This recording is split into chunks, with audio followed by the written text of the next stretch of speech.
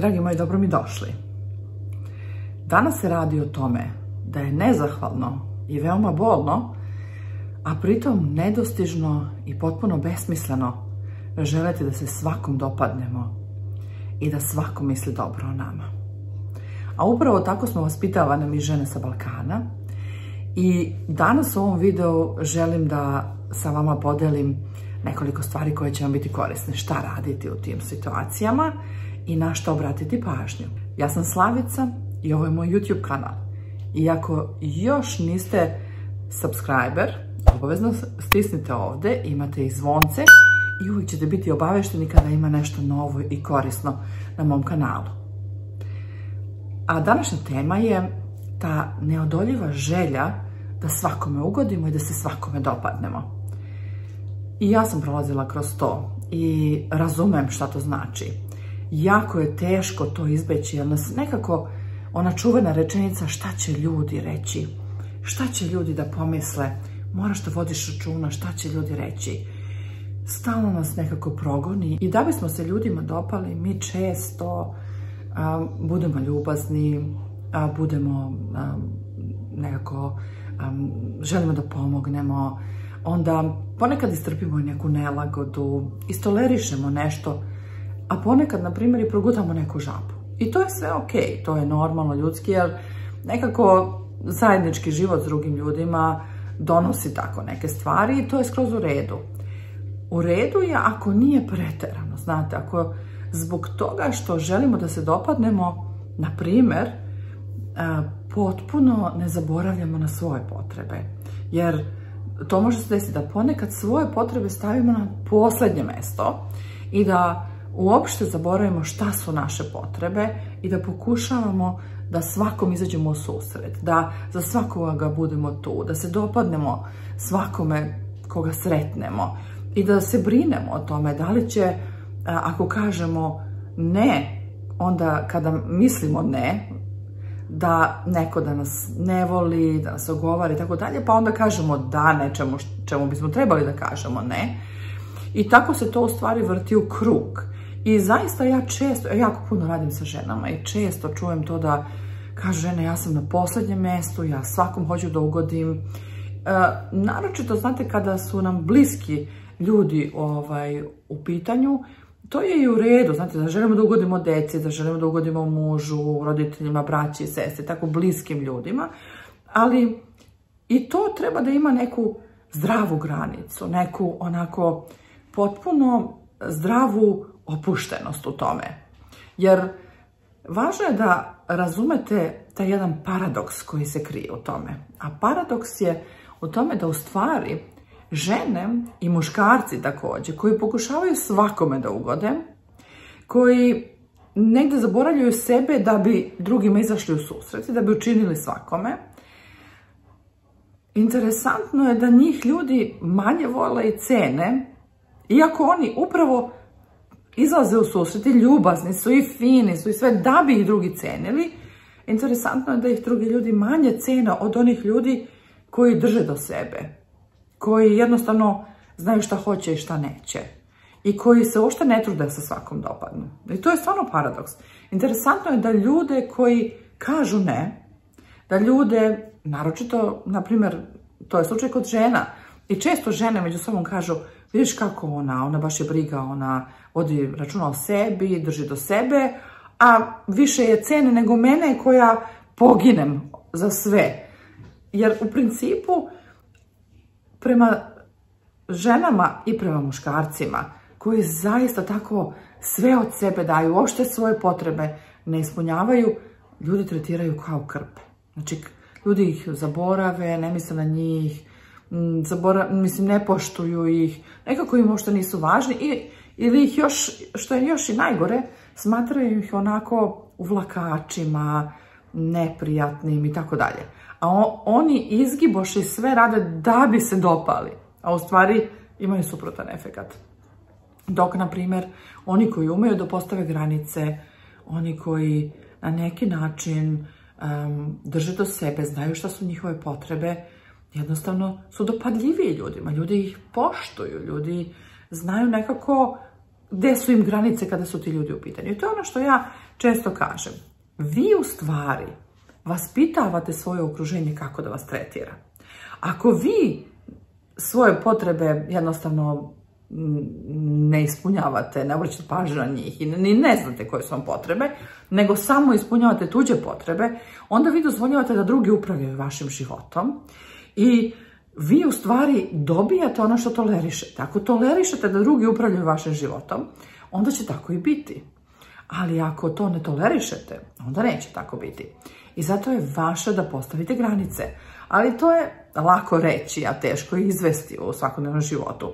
I zato ja mogu da vam dam nekoliko savjeta koji možda mogu da vam pomognu da se osvestite i da možda polako vremenom krenete drugačije da reagujete na neke stvari. Pod broj 1, ono što bih vam savjetovala je da kada, na primjer, osjetite u svakodnevnom životu da radite to, znači da ispunjavate neke tuđe želje samo da biste se dopali nekome, ili kada jednostavno analizirate kasnije, možda i ne možete da uhvatite taj moment, ali jednostavno odete kući i kažete, jao Bože, šta mi je ono trebalo, trebala sam da kažem ne, to nisam htjela da radim, da jednostavno izanalizirate tu situaciju, da vidite šta se tada dešavalo, šta vas je triggeralo, šta vas je povuklo, koju to nelagodu niste mogli da dozvolite, pa ste onda krenuli da ipak kažete da nečemu, čemu biste rado rekli ne, ipak nekome učinili nešto što u stvari niste želeli i tako dalje. Znači, razmislite, jer osvestiti to šta se u stvari dešava oko vas i u vama će biti pola posla. Znači, sama svest o tome će vas možda u sljedećoj takvoj situaciji i zaustaviti. Jer ako godinama imamo taj obrazac, tako radimo, teško ga je prepoznati. Zato prvo se bavite neko vrijeme ovako analiziranjem tih momenata i osvešćivanjem šta se u stvari dešava sa vama, da biste progledali. Druga stvar koju vam savjetujem je da razjasnite neke stvari koje mnogim ljudima nisu jasne. Mnogi muškarci, a i žene, jednostavno nemaju pojma šta je njima važno stvarno, znate, ne razmišljaju o tome, oni razmišljaju šta je važno deci, šta je važno mužu, šta je važno muževim roditeljima, šta je važno šefu, šta je važno kolegama, šta je važno prijateljima, hajde da udovoljim, hajde da me zavole, da im se dopadnem, ali šta je meni važno? Kad ih pitate, evo ja znam, ja radim s ljudima godinama, kad ih pitam šta je tebi važno, oni ni ne razmišljaju o tome uopšte. Znači, ne znaju tačno šta je njima važno. S druge strane, znači, razmisli šta je vama važno, koje su vaše potrebe. Zapišite ova pitanja, šta je meni važno, koje su moje potrebe, koje su to potrebe koje ne ispunjavam ja ni sam sebi, niti mi i drugi ispunjavaju, tako da biste mogli da se pobrinete za njih. I treća i najvažnija stvar, šta je meni cilj u životu? Gde ja želim da budem za 5, za 10, za 20 godina? I da li me ovo ponašanje, ovi obrasci koji vam vodi uopšte tamo? I da li ste uopšte sebi dozvolili da imate neki cilj ili živite onako kako vam drugi određuju? Drugi imaju ciljeve za vas, drugi imaju planove za vas. Uradit ćete to, najbolje vam je ovo. I vi onda samo idete i ispunjavate tuđe želje kao da ste jukebox. Zato je važno da znate šta su vaše želje. I da polako, onako kada znate šta su vaše želje, onda nije tako lako upravljati s vama kao da ste jukebox kada vi imate svoje želje. Jukebox nema svoje želje, on ispunjava tuđe. Ali ako imate svoje želje, onda ćete lakše možda nekim stvarima da kažete ne, zato što reći tim stvarima ne možda znači reći svojim ciljevima da. Tako da razjasnite to će vam sigurno biti korisno. I pod broj 3 šta je važno da zapamtite. Neće da dođe do smaka sveta ako vas neko ne voli ili, ne daj Bože, ne podnosi. Boli vas uvo. Ja sam jednom davno, još 2011. godine, kad sam bila na nekoj edukaciji na Baliju, upoznala jednu fenomenalnu ženu koja je psihijatar i natural healer. Ona se zaista bavi fenomenalnim stvarima, istraživanjima i tako dalje. I ona je rekla nešto što je meni mnogo značilo, ja to često govorim. Ona je rekla, ja sam u nekom momentu mog života shvatila da ni Bog ne može da usreći sve ljude, pa sam shvatila da ne mogu ni ja. i da moj zadatak nije da usrećim svakoga, nego da usrećim sebe i one oko sebe, one koji su mi važni stvarno, ali prvo sebe. I meni je to mnogo značilo, stvarno nekako mi je onako kao otvorilo neki novi pogled na sebe, na svoje potrebe, na ono što sebi mogu da dozvolim ili da ne dozvolim. Ja moram da kažem, meni je najteže bilo kroz moj život, kroz moj posao, najteže mi je bilo u stvari nekako sa polaznicima. Ja sam dugo godina imala polaznike koji su mi se peli na glavu. Bukvalno su mi se peli na glavu. I ja sam toliko želela da, znala sam da je njima teško, čim su takvi, znači tešak im je život, čim se meni penju na glavu, penju se svakom na glavu i verovatno im je težak život. I onda sam želela da učinim puno za njih i puno su mi energije odvlačili. I onda nisam imala energije koliko sam trebala i mogla da imam energije za one koji su bili divni, koji su bili blagorodni, koji su želeli da uče od mene. I onda sam u nekom trenutku shvatila, ne moram kod mene svako da uči, ne mora kod mene svako da bude, ne, kod mene mora samo da bude onaj ko uživa u tome, ko me poštuje, ko me ceni i ko poštuje pravila u mojoj kući. I od tada ja imam mir, verujte, ja imam mir. Ja kada sam to odlučila i kada sam stala iza toga i rekla, ok, ti, Slavice, dobijaš ono što ti tolerišeš. I kada sam prestala definitivno da tolerišem bilo kakva odstupanja od onoga što je meni važno, što su potrebe moje da bih bila tu puno energije za one koji vole da uče od mene, ja sam postavila granicu i potpuno se promenilo. Jednostavno ti ljudi više nisu dolazili kod mene. Ili, ako su dolazili, ako se dešavalo da dolaze, ja sam to jako brzo rešavala sa njima. Rekla, ovdje to ne može, ili ostaješ bez toga ili odlaziš. I to je to. I onda sam dobijala sasvim drugačiji respekt od njih. I onda su se povlačili. Krenu da mi skaču po glavi, ali kada im stavim granicu, uglavnom se povuku. Ili odu, što je sasvim ok.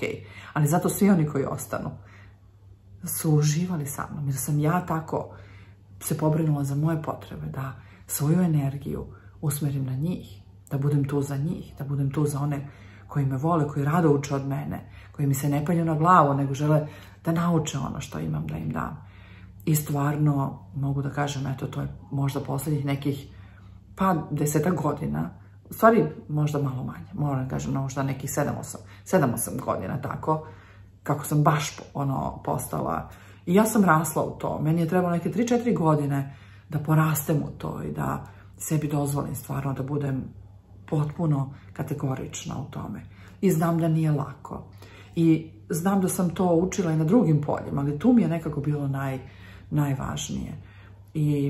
I najviše sam efekta postigla sa tim. I zato vama želim zaista da poslušate ove moje savete, da razmislite šta je vama važno, da razmislite koje su vaše potrebe, koji su vaši ciljevi, šta vi u stvari želite i da posmatrate sebe, da se fokusirate šta se dešava s vama kad pokušavate da ugodite drugim ljudima i da shvatite da ni Bog ne može da usreći sve ljude, pa ne morate ni vi, i da postavite svoje granice i da dozvolite sebi, da mislite na sebe. Jer kada to shvatite, živjet ćete mnogo opuštenije i mnogo lakše. Jer kao što na početku rekoh, bolno je, nezahvalno, besmisleno i nedostižno želiti da se dopadnemo svakome. Ako vam se ovaj video dopao, podelite ga sa svojim prijateljima, kopirajte link pa im pošaljite, obavezno pritisnite like da ja znam da se ovako nešto vama dopada, da vam je korisno i dajte mi komentar dole, napišite mi šta je vama najteže, šta vam je korisno iz ovog videa bilo, jeste li nešto isprobali, jeste li nešto osvestili i znači li vam ovako nešto. Pišite mi i lajkujte i vidimo se.